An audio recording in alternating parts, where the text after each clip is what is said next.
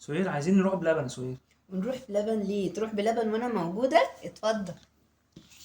ايه العب؟ ايه ده؟ لسه الله الله. اتفضل.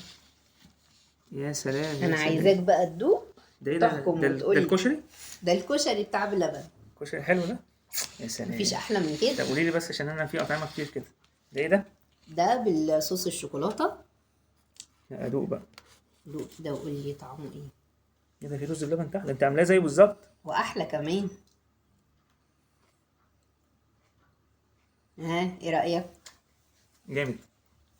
لا بصي، رز بلبن وكنافه. لا انت مش هتشوفه كده. ده رز بلبن اهو، كنافه والكريم شانتيه ده اهو. وال جلاش. اسمه ايه؟ الورد. الورد، الجلاش ايوه جلاش. والصوص ما هو عليه. حلو بقى. لا جامد. جامد جدا. ها طب وده ايه ده؟ ده بقى بصوص الكراميل.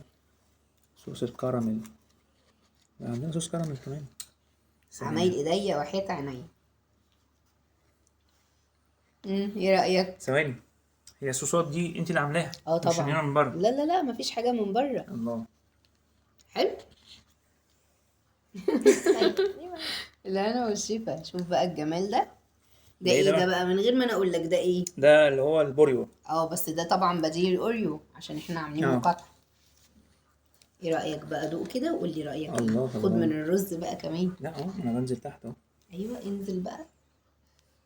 ايه رأيك؟ رائع. ايه رأيك في الجمال ده بقى؟ افهم حاجه بقى، انت عملت ده وعملت ده وعملت ده وجبت علب كشري من تحت.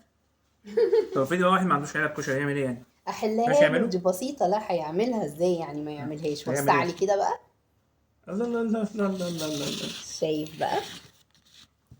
يعمل في صينية قمر زي ده انت دي. عملت تورته.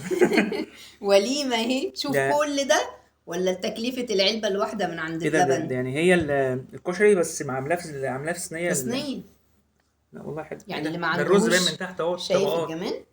اه يعني اللي ما عندهوش علب ما يعملش. نفس الفكره برضو، الرز والكنافه والورد بقى. والكريم شانتيه واللي هو الجلاش. تمام. يا سلام. وصوص كراميل وصوص شوكولاتة واوريو وايه بقى هيصة. لا انا عايز ادوق تاني.